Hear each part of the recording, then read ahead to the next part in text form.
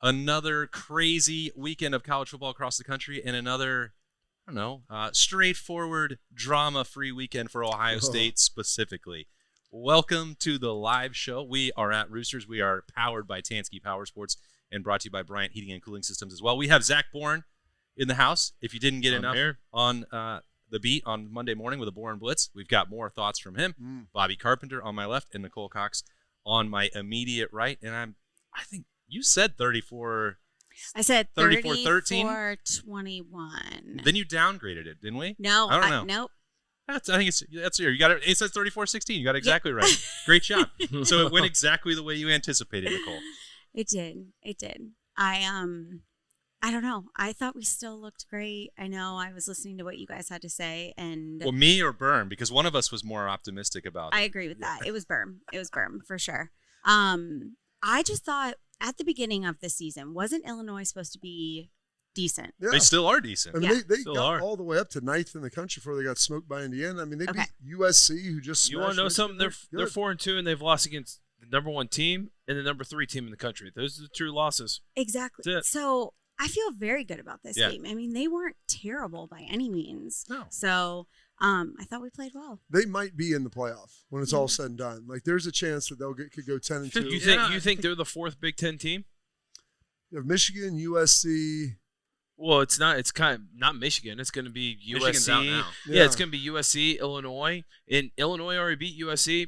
Illinois could be the 4th team in the playoff, Big Ten team. That's so I'm looking at that. Like, I'm trying to find maybe Washington. Yeah, Washington can maybe battle back, but after you get those top 3 teams, I think Illinois is probably right there leading the pack. I mean, they beat USC, who a lot of people think is one of the better teams. You put it that way, Bob. Yeah. And so I think the takeaway then, Bob, would be if you win by 3 touchdowns on the road against that team, or 3 scores. 3 scores. That's pretty good. You're up 24-10, or up by 24 with, I don't know, what was that last score? When did that come in? Like 4 minutes. Yeah, I mean, I'm done. And, everybody – you're already changing the channel at that point, Bob. You're not watching. The 2 big complaints. Well, what was the other game that was on in that window that was pretty good? Missouri and Alabama. Which I'm watching that, and then after watching Penn State later, I'm thinking, I wonder if James Franklin was watching this game thinking, I wonder if I wish I still had that guy. Well, Bo Perbula, he might not be 6'5", he may not have the rocket arm, but well, he's definitely wishing for him when Drew Howard was knocked out. That for the dancing season. Little sprite seemed to move the ball against Alabama and look pretty good. But the 2 big things, all they do is run it up the middle. I'm like, well, I mean, they had like 276 yards of offense, but they were on short fields the whole time. A lot of the rushing numbers, I think, were deflated because there were a lot of like goal-to-go runs, so a yard or 2 is a good run down there. And then the last piece of the score, like, well, if they just spread it out, and Brett Bielema was like, well, I watched those Patriot-Giants games and spread them out and go fast. I'm like, okay, well, then why didn't you win the game? Yeah. Like, spread them out and go fast. I'm like, they're going to let you take 4 minutes to go score the football if you're up by 24 points, and then they're going to get it back and the game's over.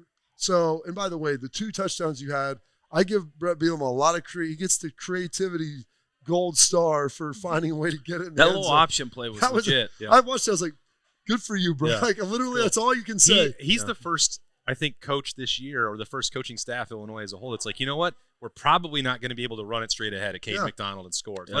Let's find another wrinkle, and they did. So kudos to them for that. Kudos to them. Can we, if we're giving praise to Brett Bielema, let's rag on him a little bit too. Okay. Because I don't know if there's a bigger Bush League head coach in the Big Ten than Brett Bielema with the substitution thing with the defensive line. Yeah. Bob, it looked like the defensive linemen after they'd run 20 half gassers with the pace of speed that they're running out there, and then the guy knows that he's getting subbed out for, and he's the only one on the defensive line in a stance. Everyone else is standing up. The guy that's getting subbed out is in a stance. Guy comes, smacks him on the butt. He looks up, is shocked that he's getting subbed out. Oh, and then he just runs out. I mean, literally, at one point, I think I counted, it was like 13 seconds for the transition to happen, and I'm sitting here like, how is this allowed? Like, there needs to be a time clock on the substitution of, hey, listen, you got, 8 seconds, and in that amount of time, your guys better be in play. Otherwise, guess what? We're letting it go. I thought there was. No, Is there no.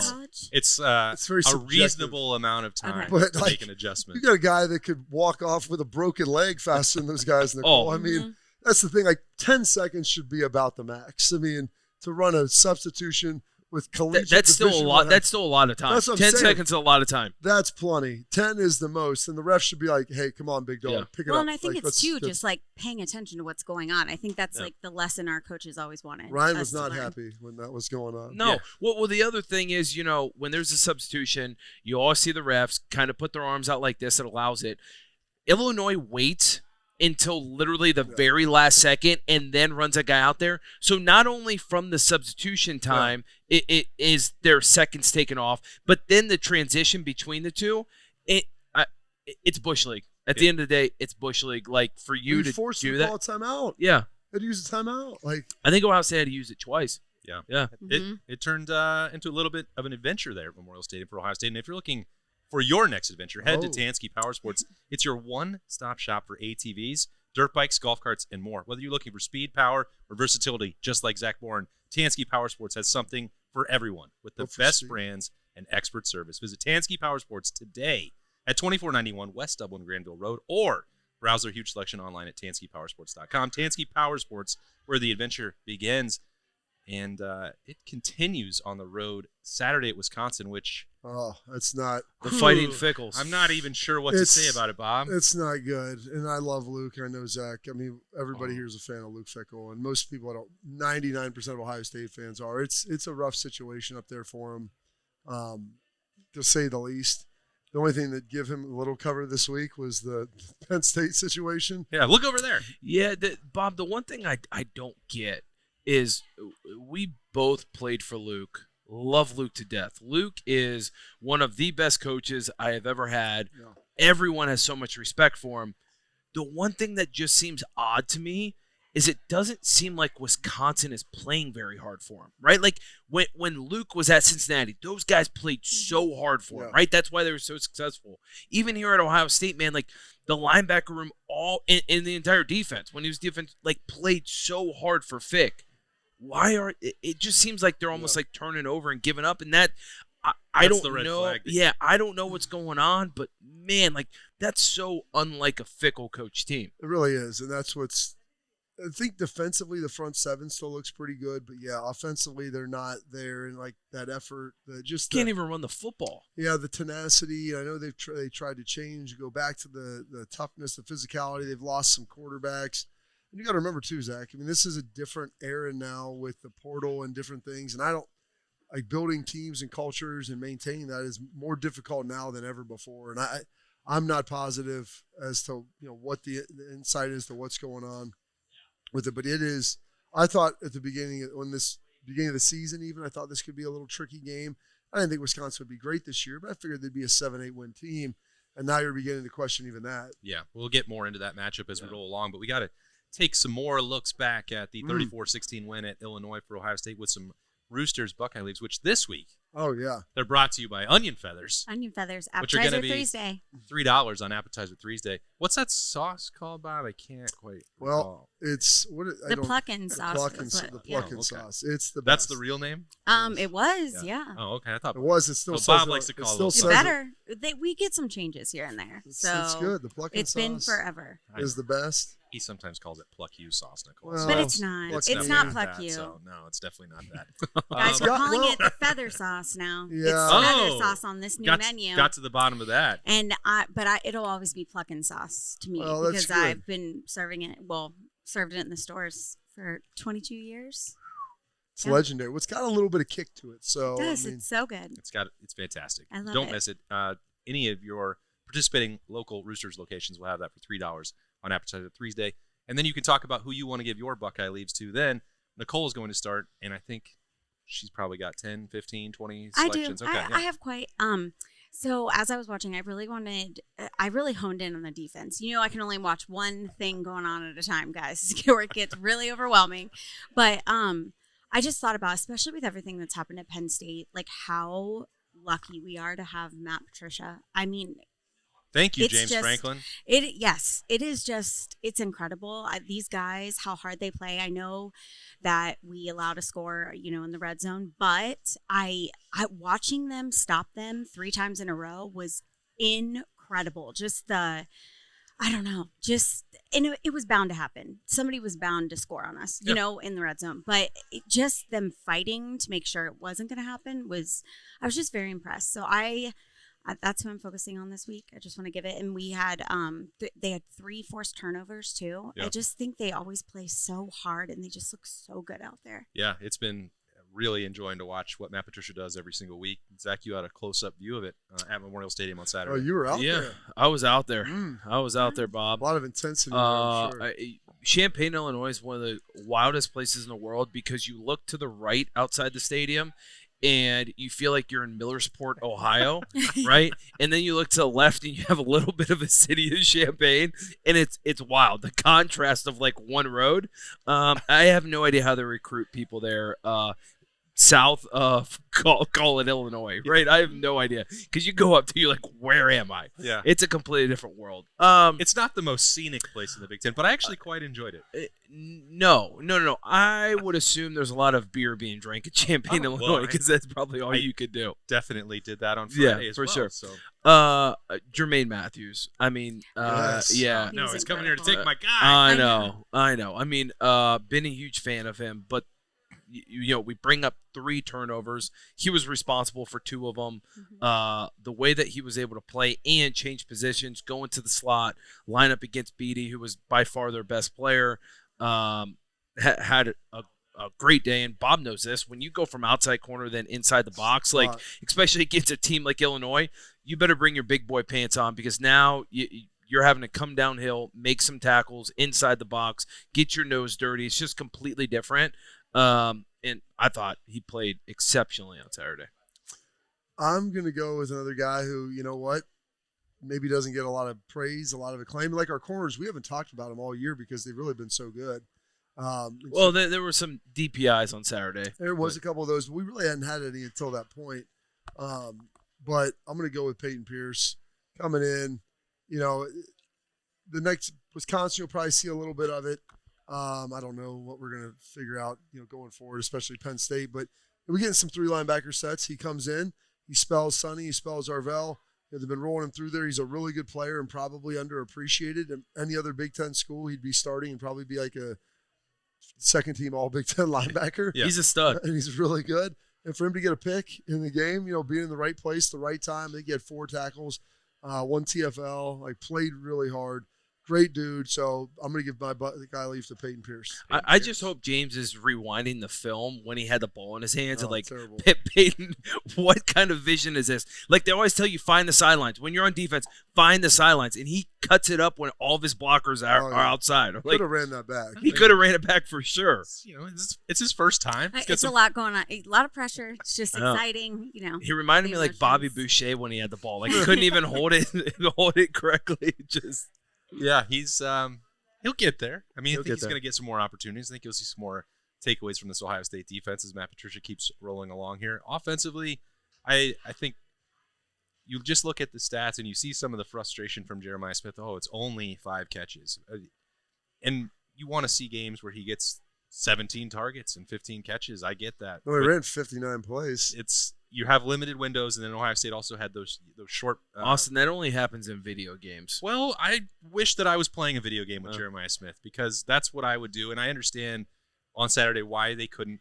I also not even that 54 plays. Sorry, and they were down with good field position because of those turnovers. Like I know that there were limited opportunities, but it's just the flashes when you see him. You do get down in the red zone, and you're looking for a solution. It's like, well, maybe he can just give him man coverage and he's going to just destroy somebody off the line of scrimmage for the easiest fade score of all time. Like maybe do some more of that, but he only needs a couple of those opportunities to change the game. And I know that there's value in decoys and everything else. And maybe the stat sheet would look different if Max Clare and Austin Sarabeld had taken care of one blocker that I think put everyone's hearts in their throat when Jeremiah is getting knocked onto his helmet. Just ran by him. It's like he had an invisible coat on. Yeah. So I don't know what happened there, but I want to, even when Jeremiah's stats aren't Heisman worthy for every individual game, I think he's still worthy of that credit for some of the other things he does to enhance the offense. What's interesting, I like to go back and watch the wrap-up shows just to hear the narratives around it and to see. And, it was very positive surrounding Ohio State. Oh, showed up. There you go. There's touchdowns. There's them playing good defense again, interceptions. And then you're like your requisite Jeremiah Smith touchdown. Like, Yeah. oh, runs a and fade. here he Guy's is. 2 Yeah. yards away from him when breezy. he catches the ball. And so, like, there's still, I think, that national narrative around him, even though he may not have, like, the crazy best stats around.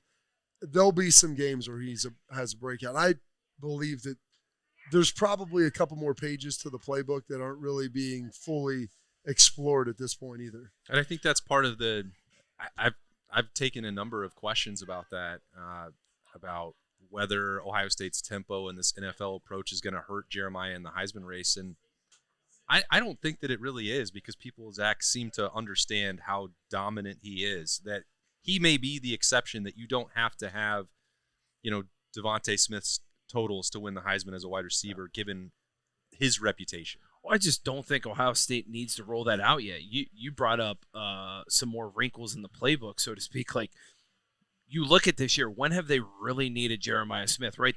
Hey, Washington, we need a touchdown. What do? Tunnel screen of Jeremiah, touchdown, right? Like, you look at the way Ryan Day, and even I think he's taken a page out of last year's book of the way the season's going to come along. He realizes his team needs to peak come November, December, January.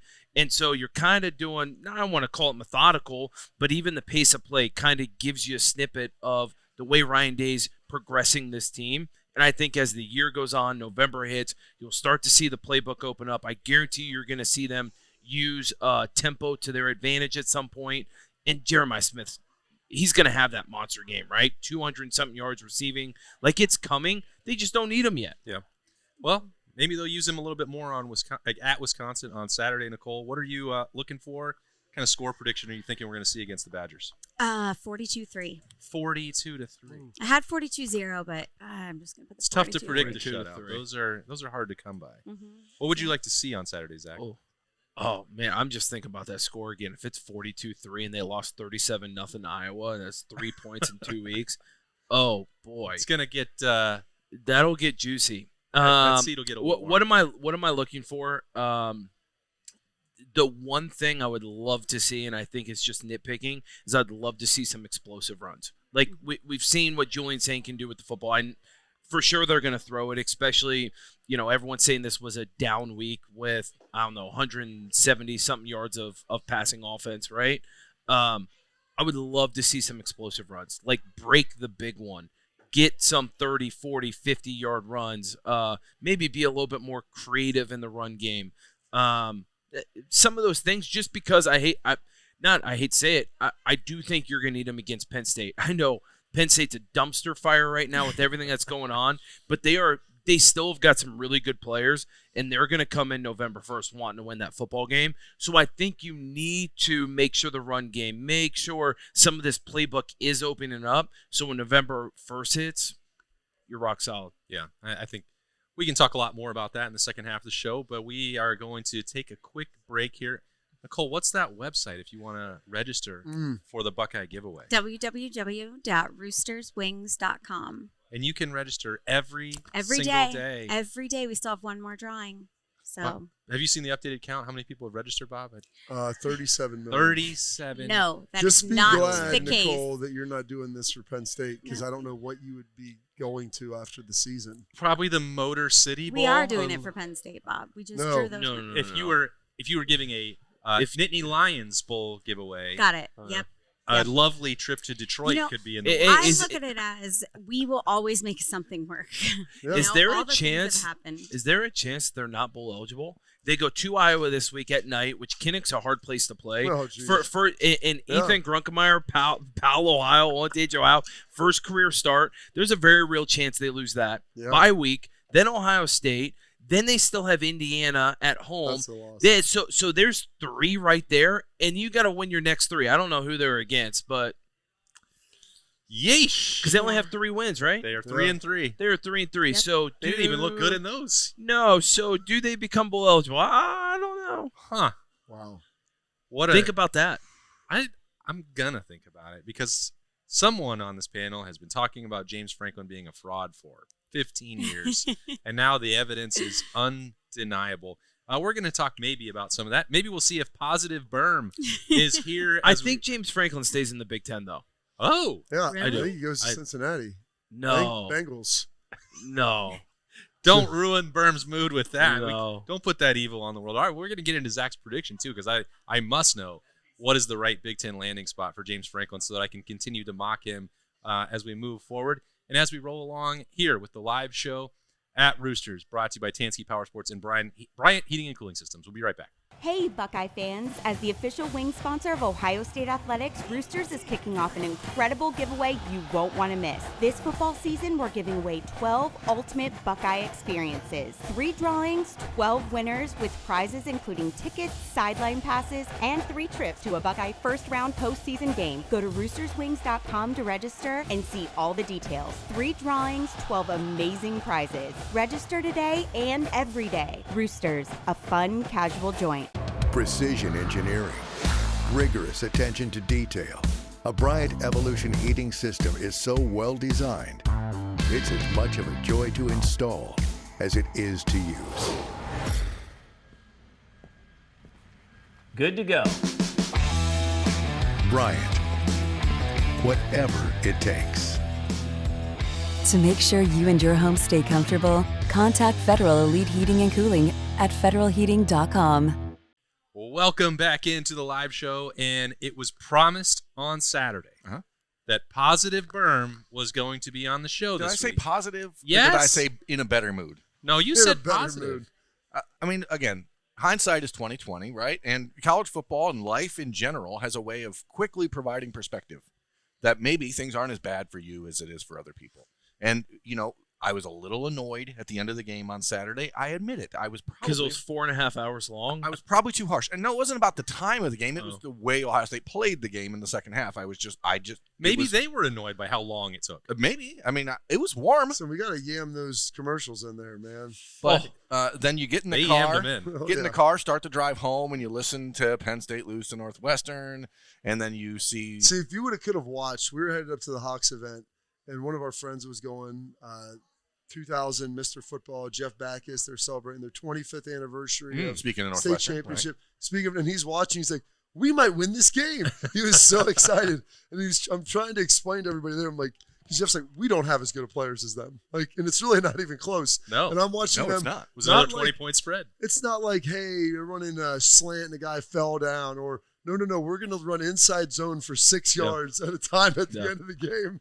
And then the running back creases it.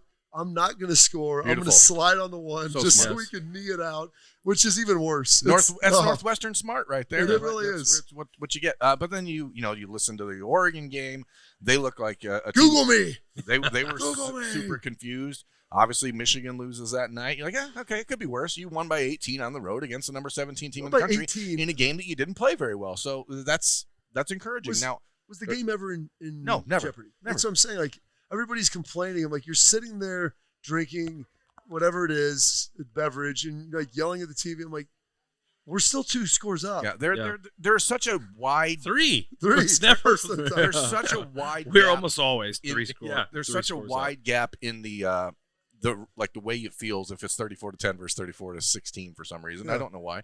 I think ultimately I was encouraged by Ryan Day putting the starters back in at the end of the game. I thought that was a good move on his part. Say this is unacceptable. We're not going to do this. I thought that there were certain players who, obviously Cade McDonald continues to be awesome. Yep, hard to block. Taiwan Malone played the best game of his career. One arm. Get over. That was a hell of a play. It really was. So like you start to see these moments, and then there are things to. I was kind of surprised. Is that Taiwan? Nice. Well, it wasn't The even light- it wasn't the even a lights play at come the on. goal line. It was there was a play in the second quarter. That was at the goal line. No, Second in quarter. the first quarter. I'm sorry. He read a screen. Yeah. and- Oh, First quarter, there was another running play where the guy had a huge hole. Oh, so we have 3 different plays. yeah. So I mean, and that he wrangled the guy down to the ground. And if he didn't tackle him, I think it's probably gets out for either a really big play or a touchdown. So he played great. Jermaine Matthews, I know you guys already talked about him, but like the moving inside and then dominating the game the way he did is awesome. Bo Jackson continues to be 10 so much 10 better. For 49. But I mean, Heck. 20 for 41. That's the bigger problem I Yeah. have. So that's 20 carries for 41 yards after Bo Jackson left the game with an ankle injury in the third quarter. That is a concern. Yes. So like, there's things you look at. Like, I don't want Bo to play this week. I think I would not play him at Wisconsin if there's any doubt.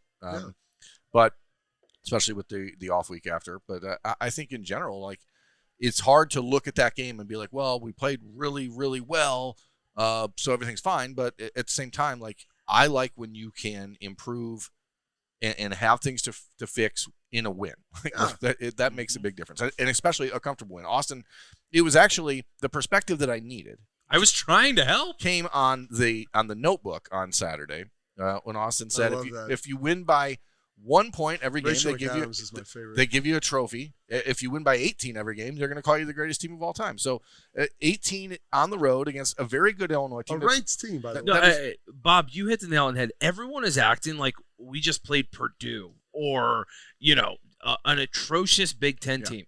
That is a ranked team that in the beginning of the show, Bob and I both agreed could very well be making the college football playoff this year. They still can. No, I know. So it's asinine for people to think that an 18-point win there, even when maybe you weren't firing on all cylinders, you still went and won by 18 points. If Illinois goes out to Washington this week, if they win, there's they don't go to Washington this week. Washington's at the Big House.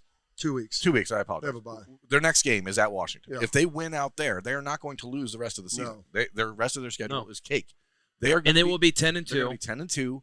They're going to have an opportunity to make the Big Ten, to make the playoff, and like that's a good team, and it's a team that understood Ohio State, and they put Ohio State into a position where the Buckeyes had to dink and dunk, which I hate, but like I get why you do it. It's smart football, but at some point I just want to see you take some.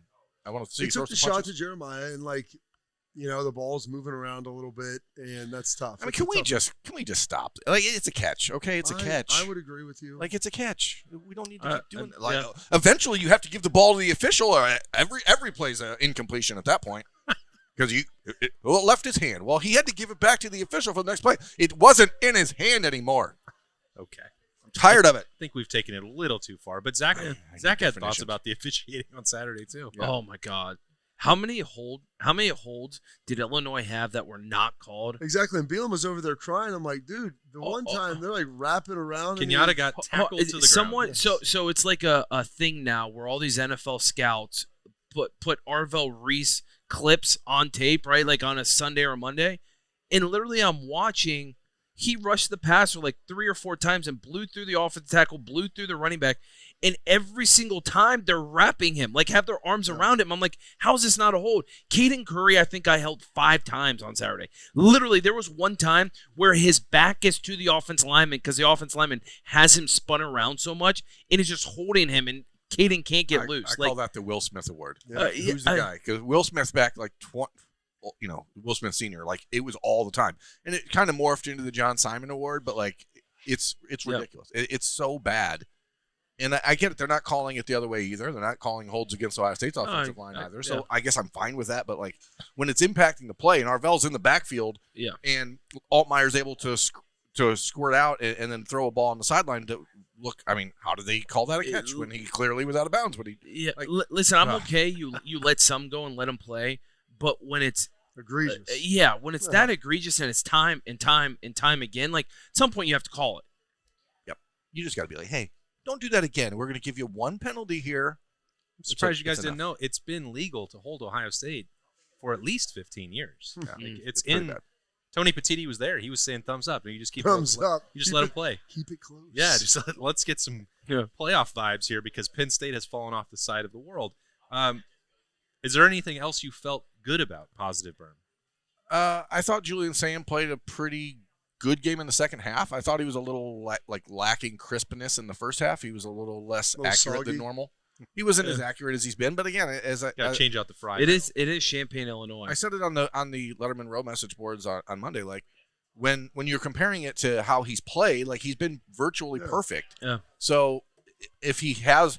There were 2 balls specifically throws to Carnell Tate in the end zone both times, or you're like, you got to give him a shot, and you didn't in those instances.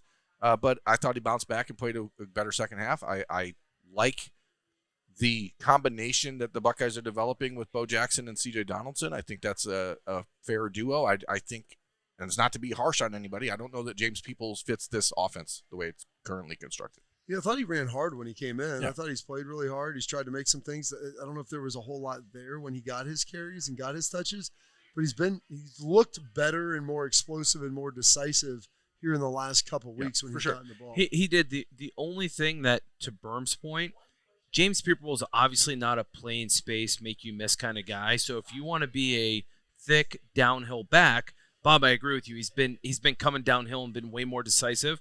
But when you are a thicker back, you gotta break some tackles, right? You gotta show your toughness. C.J. Donaldson will break a tackle, or two, and it takes two guys to get him down. James Peoples has been a little bit more of that first guy's getting him down, right? So you got to be able to constantly be leaning forward.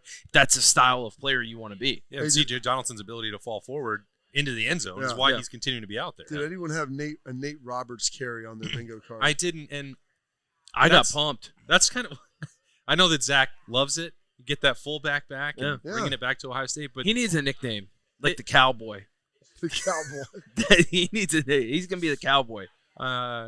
He's a Sooner, isn't he? He's from Norman. He's from Oklahoma, Cowboy. You just have to spell his name different now. It's lowercase a, lowercase n, lowercase a, capital T-E, right? So it's just okay. It's Nate. He's a tight end. I feel like that's the joke. Sort of thing though that has been a little bit frustrating. And the one part that I take out of Saturday more than anything else is like the second half. Taking the foot off the pedal and losing focus, that's the first time that's happened. I don't expect it's not a recurring theme. But red zone efficiency and short yardage success with the run game, I think we've seen that in more than 1 week. And when I'm seeing them hand it to the tight end and getting into 13 and 14 personnel, it's not working. And I don't. It's making things harder than it needs to be. And the offensive line, multiple times on Saturday. One of them was the Julian Sayin quarterback sneak down inside of the 10. That was really impressive. Like Luke Montgomery after that play was so jacked up. Oh, yeah. Like he was like he got 4 yards. Yeah, four yards on it. Yeah, it's a good run play in the red zone. I think it was the first touchdown of the day for C.J. Donaldson. Tegra Shabola, a guy who I've been critical of because I don't think he shows enough emotion sometimes, was amped, and it was good to see those things. And that line is really hungry for people to be like, hey, this is a pretty good group. They are unbelievable in pass protection. Yeah. It is crazy how good they are. And if we had all those 5 guys in here, you would look at them and be like, this is a mauling, big time maulers, road grader type offensive line, but they're actually much, much more adept, it seems, in pass pro, which has been great. I just want Ohio State to use more receivers. I want more guys out there that I don't know. I'm watching other teams, and I'm like, you have USC is a prime example of this on Saturday. They're stretching people sideline to sideline. Ohio State seems to be very content, muddying the picture in the middle of the field. And I don't know that's. I feel like at times I think the offense is trying to put a square peg into a round hole. Well, I also think it goes back to what we've said who's getting the peg though. I mean, that's what I'm trying to figure out. I don't know. It's hard to tell. Hey, whatever. It doesn't fit either way. Yeah. So. What we've been talking about though is Ohio State obviously is trying to show a look, and they've done exactly what they need to do. At some point, they are going to go, hey, down on the goal line, spread things out. And as a defense, Bob knows this. You're sitting around what? We didn't practice. We didn't practice. They're we've got no information on this. What do they normally do, right? I'm sure you'll see some bunch formation at some point down inside the 10-yard line, right, where all those guys are going to be crisscrossing. They're going to do different things. They just don't need to do it yet, so they don't need to show it. I do think that's probably part of it. We're just going to keep doing this. You'll have no film on us. Yes. And then have fun. I can understand how that infuriates people who are watching it because it seems like you have a bunch of Lamborghinis, and you're like, you know what? Today we're taking the Escort. You don't drive those out in the rain, though. We're taking the Ford Escort out today. You don't rack your miles. Bob, you're spot on. You don't you don't take those to the grocery store, man. You're not going to Champagne in the Lambo. Come on. It's a valid point. Why load up the Suburban with 4 tight ends and cruise into town? Brett Bielema had to use a play that I'm sure that's a 2-point conversion play. Overtime, we've got to find a way to win.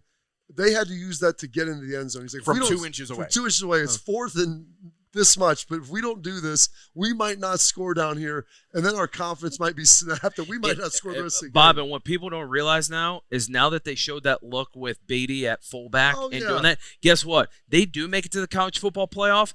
There's going to be a team that's going to practice a bunch of goal line looks or short yardage looks when Beatty is at fullback, and now the opportunities are endless, right? So it's something that the defense then can work on, and then you've got communication and checks for whenever that look comes out. So does that mean, Bob, that we're in a world where where Ohio State could be keeping all of this under wraps until the last weekend in November? Because Penn State is Wisconsin I think they had like a menu for Penn State. It's like, but now, like, do we really need all of the Cheesecake Factory? Let's just go back. Cheesecake Factory. It was Hyde Park. Now it might be Cheesecake Factory. We're going back to the MCL specials, buddy. We just go get some pudding. The worst part for them right now is that they might have to rely on Jim Knowles to help recruit to make sure that these guys stay in the class. And like that's like, ooh, I don't. They put Terry Smith as the. I don't think they're going to be retaining interim. The staff. You don't think so? Well, here's the thing. Jim Knowles is going to be making $3 million for the next 2 years regardless. There might be someone that wants to keep him. Like, it wouldn't surprise me if a coach came in. But the problem is with him, and this is the thing, they said, like, if you're in a situation where it's a tight game and it's just, you come in there, like, we're losing to – UCLA had Nico Iamaleava. Like, he's a legitimate, really good athlete and could do something special. Northwestern possesses none of those guys.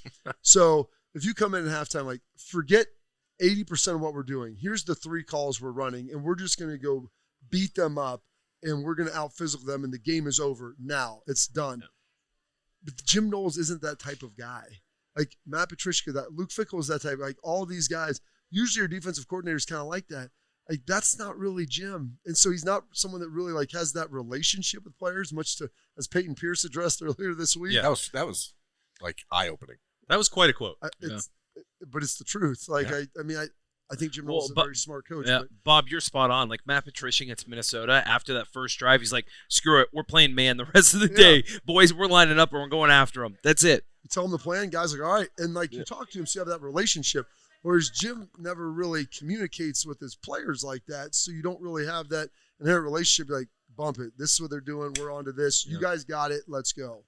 But is that the reality of what we're looking at right here with Ryan Day's 16-game approach and the NFLization of Ohio State, Zach, where they're just going to keep this stuff under wraps and try and – I mean, they won by 18. I don't think – I made this clear. I'm not criticizing the way they played on Saturday, but, like, when we're saying could you be – more creative? Could you do this with the offense? Could you throw these wrinkles in the red zone? Like, is all of that now just stockpiled for the playoff or for Michigan? Yeah, and I think some people might be like, well, that's crazy to think about.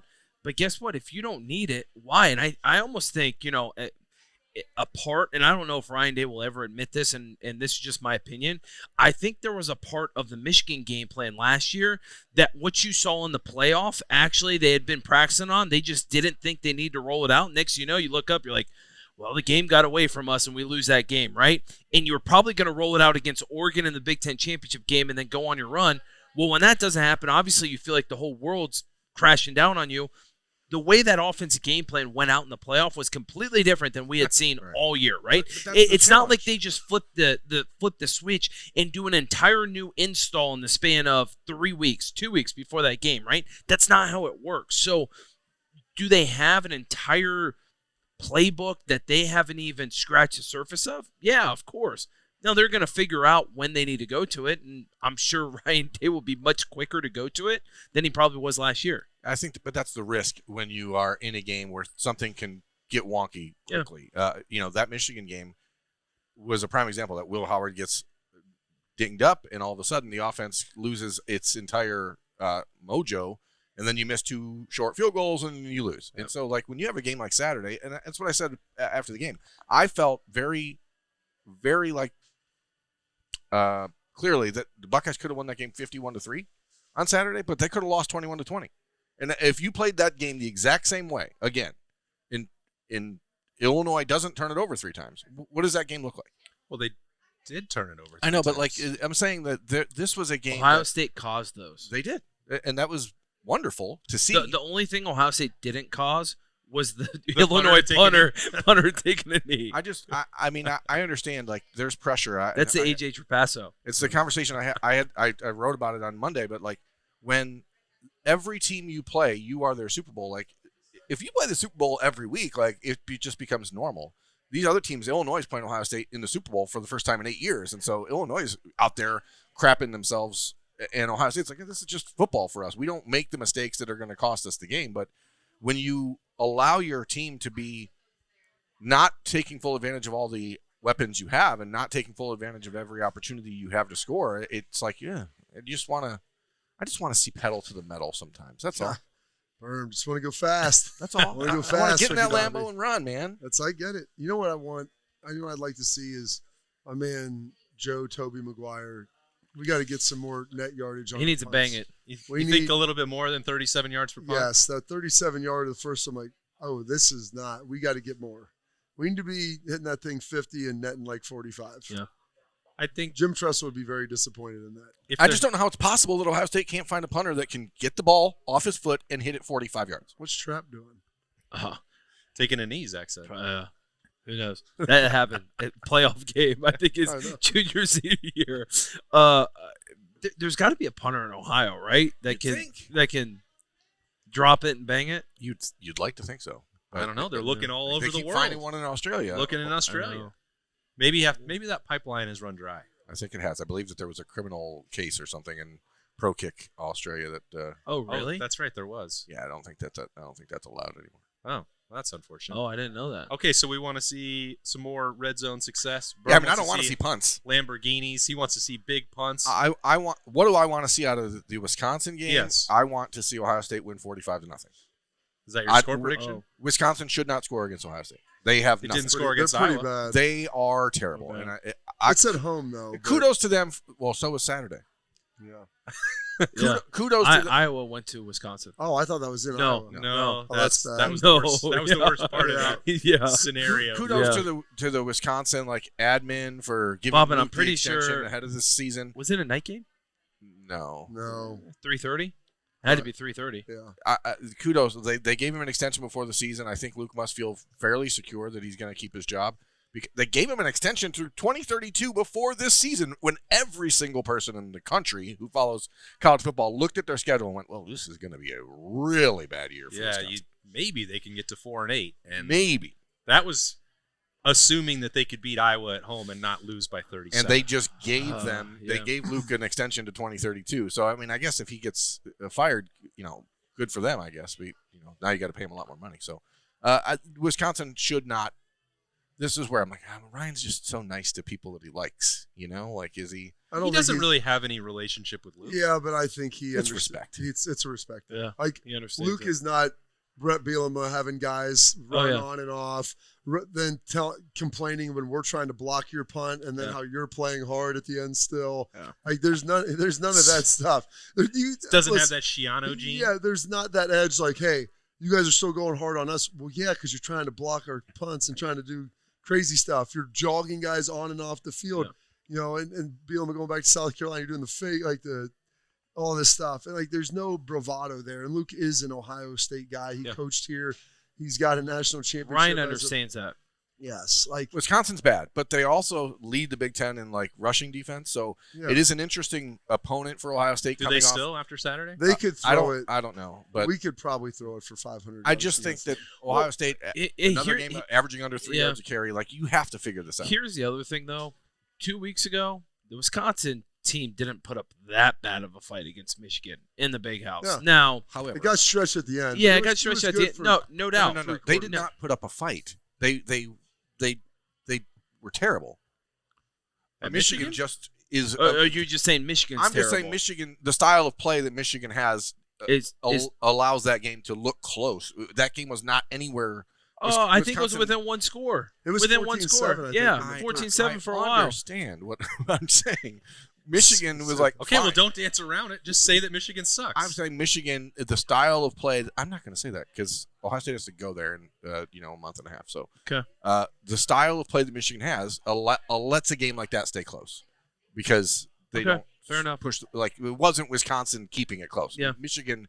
Also, their offense is inefficient. They have a true freshman quarterback. There's a lot of things that they have to work on, but that wasn't because Wisconsin. It was 17-7 going into the fourth quarter. That was not Wisconsin keeping it close. That was Michigan keeping it close. There was another team on the field. Man, prove it.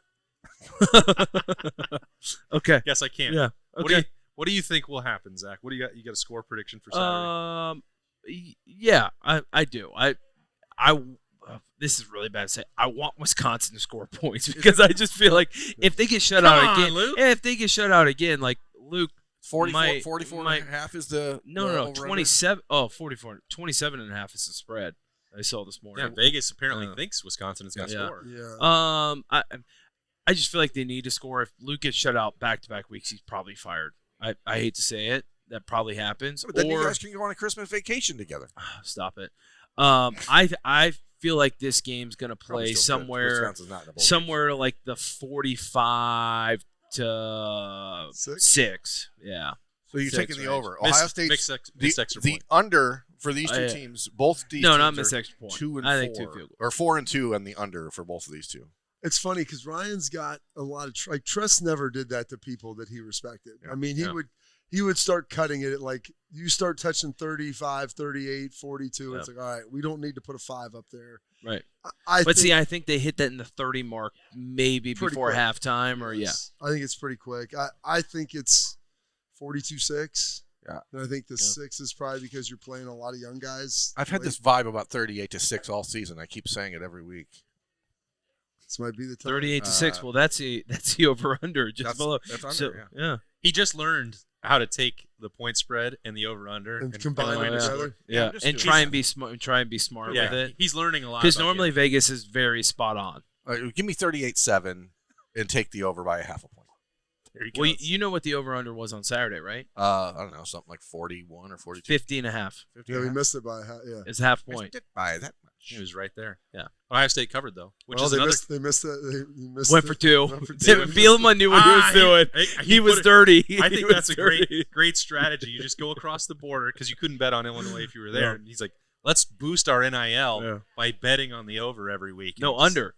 Well, he bet on the under. Wow, so that's why he said we're going for 2 and we're going to call it pass play. We're going to miss it? Yeah, we're going to miss it. We're hitting the under. Okay, well, that's even smarter. Yeah. Kudos to Brett Bielema for that. And for everyone at Memorial Stadium. I thought it was a great experience. Did you like it there, Zach? Better than when you were a player? No wind on Saturday morning. Better when I was a player for sure. The weather was way better than when I was a player. But it's just weird. It's a little bit of a weird place. Actually, the exterior is super cool. The all brick. It looks a lot like Soldier Field. I mean, yeah, it does. It looks like Soldier Field. Just inside, there's not much to it. It's kind of weird from that standpoint. It's a classic college football stadium. Like when you think about the difference between the NFL and college, like that's a college football stadium, and then Ohio Stadium doesn't always feel like a college stadium. Buckeyes. Yeah. Red Grange, the galloping ghost. They could the wind does whip it wasn't very windy, but there were times like you could feel the wind there. It's just because both ends are like completely wide open. It almost feels like a large high school stadium from that standpoint. Now, what's it hold? 50? 60? Maybe? I couldn't count. I don't know what they said the attendance was. They said it was sold out. I tried to count. It was I lost count somewhere like 29,000. That's unfortunate. The only count that ultimately mattered was 34-16. Ohio State, Bob, they're bowl eligible. They're 6-0. Zach made sure to point that out on Monday morning on the beat on the Austin Birm Show. So now, Nicole, they can pay off on the Roosters bowl. There we go. They're going somewhere. And I think they're quite on track for the college football playoff. We'll see if they can move to 7-0. You think they're playing in the Rose Bowl? Well, they're still – if you got to beat Indiana, Coach. That'll be up to the Big Ten championship game. That's why I asked. They are contractually locked in still for this year. Yeah, so do you think they're going to the Rose Bowl? I think they are the best team in the Big Ten. Okay. Indiana, by the way, I don't want to continue this show. I was trying to wrap it up. Everyone that's trying to say the Hoosiers are now the number 1 team in the country seems to have a pretty short memory about what Indiana itself did against Iowa or its game against Old Dominion. You want to know something? I hope they are. Because I guarantee you Ryan Day will use that if they play the Big Ten championship game. He will run that thing up on 6. I don't think Cincinnati wants to be number 1. No. Kind of goes he does not. His whole thing the underdog. He does not, but I hope they are. Anyway, that was a true digression to wrap up here on the live show. It is brought to you by the fine folks at Roosters. We've been on Henderson Road for the last couple months. I think we're going to be back on Olentangy very soon, so stick around and stay tuned for that. Me. There's questions. And can I ask one more question Absolutely. before this is over with? Yeah. If it is Indiana and Ohio State, I think we should meet halfway like Springfield High School. Play the Big Ten championship game there. You don't want it to you can't go to Indianapolis. Like, come on. That's 45 minutes from campus. It's a home game. Yeah, it's a home game for them. Like, come on. We got to meet somewhere. Let's go to the Glass home game against Ohio State for the last 100 years has been an Ohio State home game, so it's fine. Is it the Glass Bowl in Toledo? Let's meet there. That might be vacant if You got some Jason Candle thoughts you want to share? Okay, fair enough. Sorry. Great. Thanks to Tansky Power Sports and Bryant Heating and Cooling Systems as well for helping bring you the live show. Don't forget, on Appetizer Threes Day, you've got some onion feathers with that plucking sauce. You don't want to miss it. I will be back right here next Monday for the live show. We'll be talking about what Ohio State does at Wisconsin at Camp Randall City. Can't wait for it. Thanks to Zach Boren, Bobby Carpenter, Nicole Cox, Jeremy Birmingham. I'm Austin Moore. Have a great week.